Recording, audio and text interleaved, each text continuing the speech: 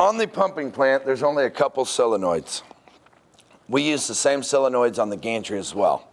This is a 3BD7 solenoid made by GC Valve. It's a 24-volt AC solenoid.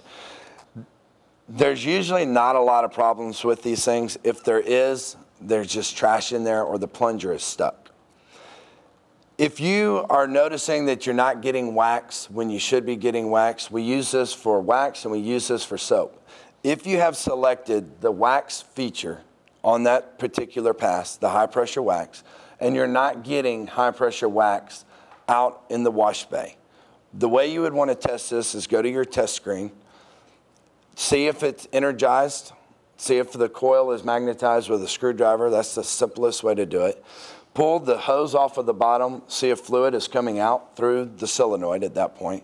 Reconnect the hose.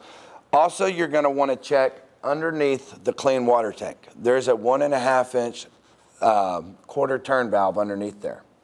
In order for the cap pump to suck wax, you have to cut back on the valve a little bit. If it is wide open, it's not going to suck the wax portion of it very well.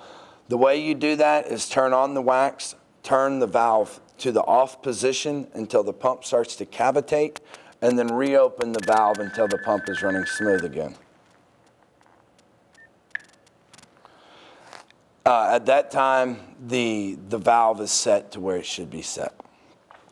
If for some reason, if it's not magnetized, go back to your ROC 16 and see if you're getting an output for that particular.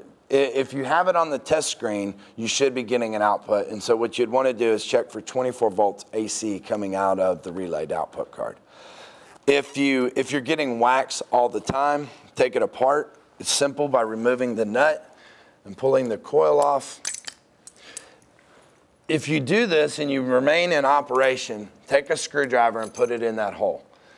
If this thing turns on while this is sitting on the ground, in about 15 seconds, that coil is going to burn up due to the magnetism in the field that has nothing to go to. So if you put a screwdriver in there, it'll protect it. Remove the stem, check your plunger to make sure it's operating up and down smoothly and freely, and check to make sure there's no trash inside the solenoid valve. Just lost a O-ring out there. Oh, did it? Oh, there it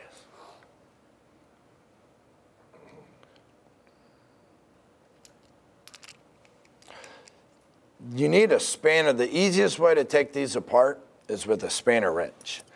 If you don't have one, you might ought to get one.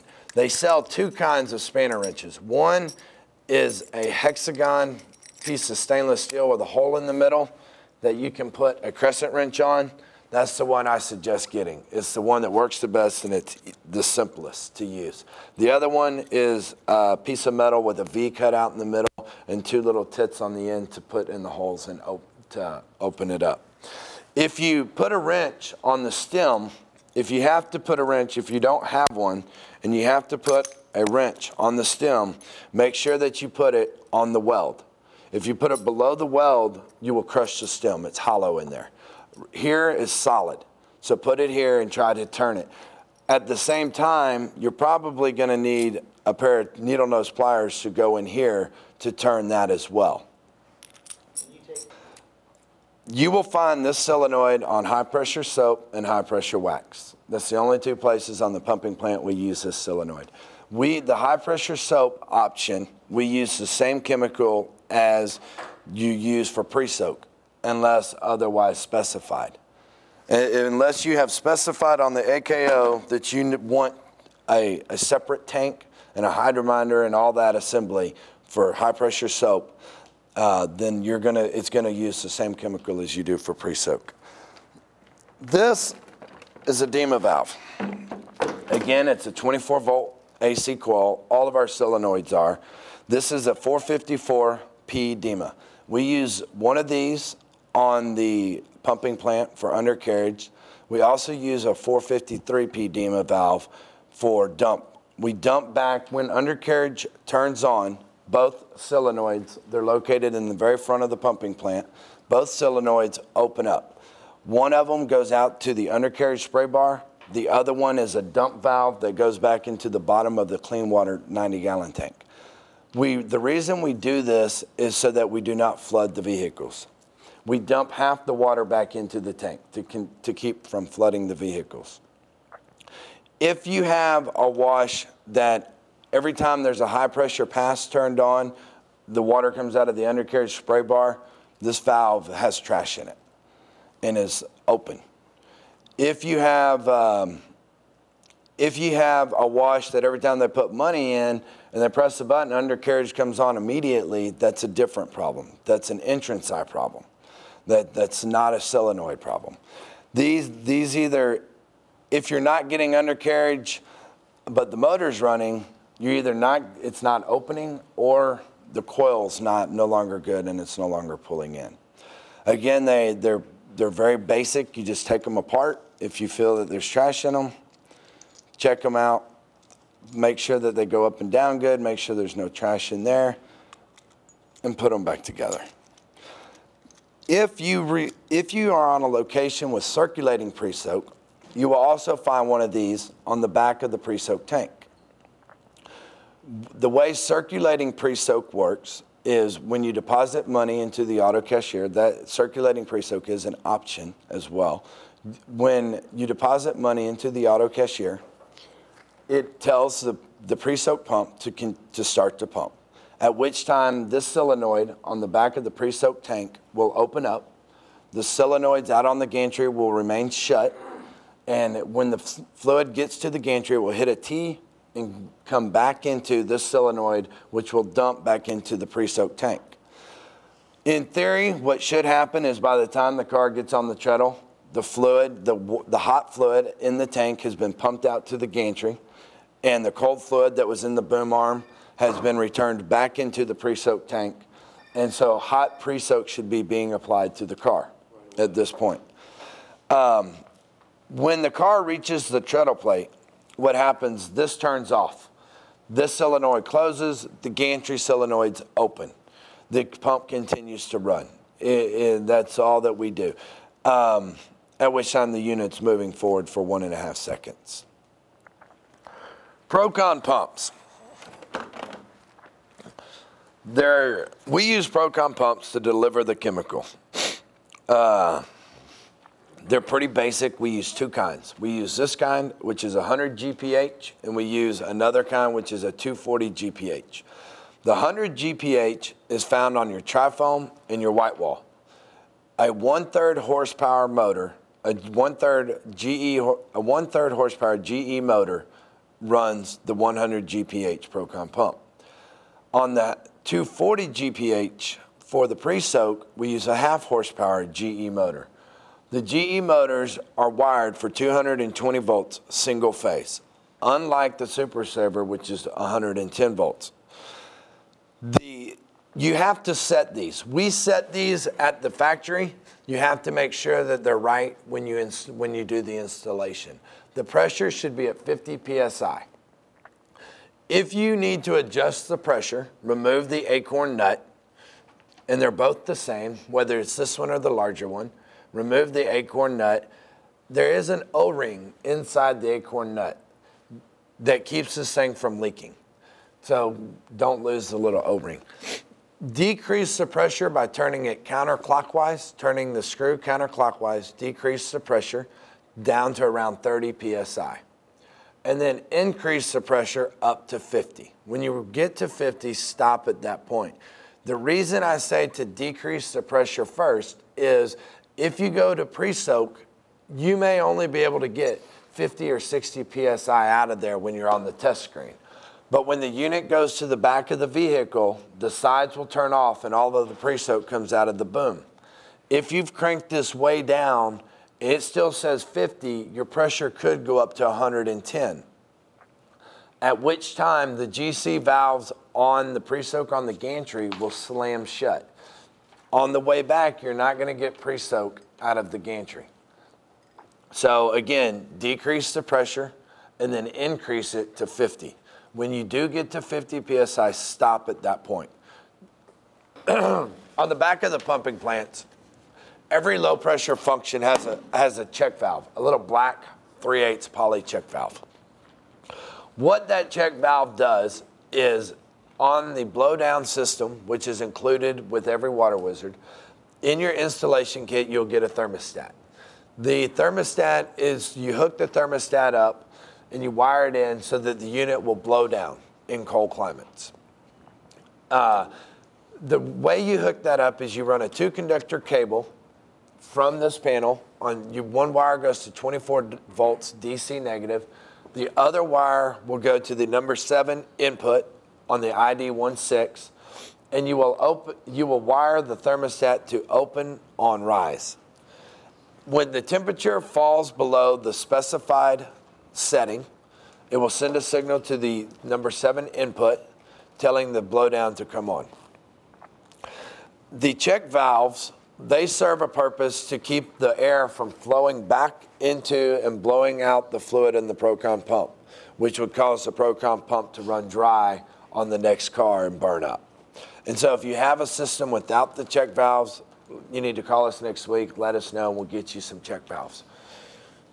Some of the systems in the very beginning went out of here without check valves. We didn't realize the problem at that point. We didn't think there would be a problem, and we found it afterwards. So, circulating PreSoak, we've already talked about.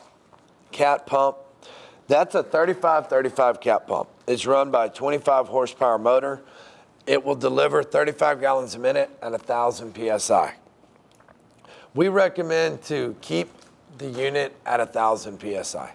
You can crank down on the regulator. You might get 1,100 out of it, but you're not gonna get any better cleaning out of it. When you get the unit, it will be preset at 1,000 PSI. On the back of the cat pump, there is a bubble, a sight glass with a red dot in the middle. The oil level is to be at the middle of the red dot. If it is above the red dot, you're gonna put undue pressure on your oil seals, cause premature failure, and if it's below the red dot, you're not gonna get the oil lubrication on the crank that you're looking for. The pump also has inlet and outlet valves, just like your smaller Cat 5 CP 2120s. The difference is these valves are a lot larger. If you notice that you're getting cavitation or low water pressure, you need to check your valves to see if maybe the valves have trash in them or that they're not operating properly anymore. The valve, after a couple years, you will need to probably put valves in the pump. They wear out. You can buy a valve kit. When you do a valve replacement, I would go ahead and replace the seals as well. To set the pressure, to change the pressure setting, on the front of the pump, there's a general unloader with a galvanized nut coming out of the top. Unscrew the lock nut and either screw the bolt in clockwise or counterclockwise. Counterclockwise will decrease the pressure. Screwing the bolt in will increase the pressure. There is a plunger that goes into that unloader that we remove here at the factory. We have had some instances that an unloader got out of here and the plunger did not get removed properly. If you have a new install and you're having problems where the pump's having trouble starting up on a brand new installation, the plunger may be inside there, which when the plunger stays inside the unloader, it doesn't release the pressure. And so you continue with 1,000 PSI. So the pump's trying to start up under a load, which it's not, a lot of times it won't do it. It just trips out. So if you look at your gauge and it says 1,000 PSI and nothing's on, you need to call us and we'll explain to you how to remove the plunger. It'll take about 5 minutes to take the unloader apart. Where do you unload to? We unload back into the inlet side of the pump. There's a shut-off valve located underneath the clean water tank. It's a 1.5 inch quarter turn valve. Just turn it off if you're going to work on the pump, or if it should be halfway off or partially off to suck the soap or the wax. If you have the reclaim option on the belt side of the pump, there will be a 1.5 inch 24-volt solenoid valve. The way we have the reclaim, the way we figured the reclaim to work is that you will mount a 90-gallon wall-mounted reclaim tank on the wall higher than the present clean water. It'll be up here. So the head pressure coming from the reclaim tank will be greater than the pressure out of the clean water tank. We have a solenoid valve on this side of the inlet of the pump. We have a check valve underneath here. On the inlet side for the clean water, there will be a check valve. What will happen is when reclaim is called for on that pass, we will energize the reclaim solenoid. It will open. Fluid will flow from the wall-mounted tank into a T. The fluid will have greater head pressure than the clean water tank, and so it will shut the check valve and allow the pump to use the reclaim water. Yeah. Yeah. And the reason we do it like that is if the reclaim solenoid fails, or if the reclaim pump doesn't fill that tank, then what will happen when the reclaim solenoid is called to open, the freshwater tank will flow into the pump, allowing you to continue to wash because the reclaim solenoid or the reclaim water is not there to close the check valve off. Let's go on to miscellaneous. You will have an air regulator on every pumping plant, and it will look like this. There is an inlet and an outlet. From here, you go out to the gantry. This supplies air out to the gantry. This is to be set at 100 PSI. This also serves two purposes. One, it serves the purpose to be able to regulate the pressure. Two, it serves as a purpose as a dryer function, and it dries the air. We used to use one that had a clear bowl and an automatic drain valve. And we had some problems with the bowls cracking or the drain valves remaining open all the time. So we went to a cast iron bowl with a manual drain valve. You need to be draining these weekly. Just open the valve and allow the water to come out, as well as you need to be draining your air compressors weekly. We've gone to a lot of sites that have problems, and the reason is because the air compressor is completely full of water, and it's filled up the fluid, the air lines all the way across. And so you need to drain your air compressor as well as this on a weekly basis. That's about it for here. I mean, any questions on air regulators?